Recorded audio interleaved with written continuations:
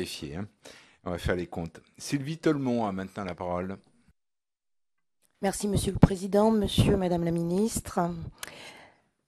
Alors que le précédent gouvernement parlait d'autonomie, de ressources humaines et de personnalisation en matière d'éducation, vous évoquez la réussite de tous, la confiance et engager des mesures de réparation nécessaires pour le redressement de notre système éducatif. Pour cela, nous vous félicitons. À la suite de notre rapporteur, mon intervention porte sur la question des AVS.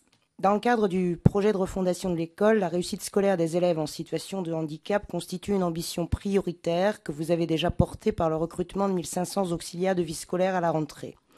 Concernant l'accompagnement de ces enfants en milieu scolaire, la reconnaissance et la stabilisation des personnels en charge de cette mission sont des manques majeurs que vous souhaitez combler par l'instauration d'une formation préalable, d'un statut et d'un cadre professionnel.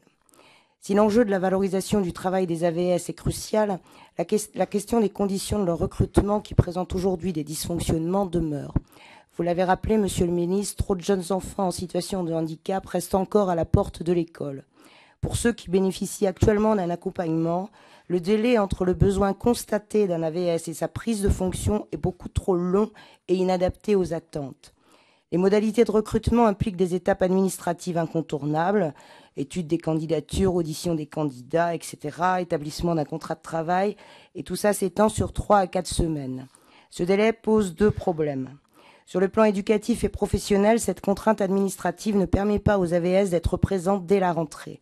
Cette absence empêche l'élève nécessitant l'accompagnement d'intégrer l'établissement dès la rentrée et les AVS de participer aux réunions de pré-rentrée pour discuter des orientations pédagogiques avec l'ensemble de l'équipe enseignante. D'un point de vue psychologique, il est très mal vécu par les familles et est d'autant plus insupportable quand il s'ajoute à un cheminement long et douloureux vers l'acceptation de l'accompagnement de leur enfant par un AVS.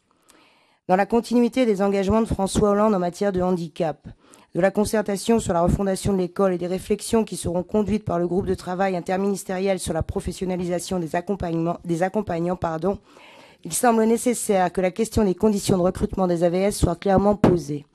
À terme, c'est la définition d'un métier reconnu dont les acteurs seraient formés, affectés à des postes pérennes et intégrés de manière durable aux équipes pédagogiques qui enrayerait de fait les recours au recrutement ponctuel, donnant lieu à des contrats souvent précaires et à des solutions d'accompagnement déconnectées des réels besoins.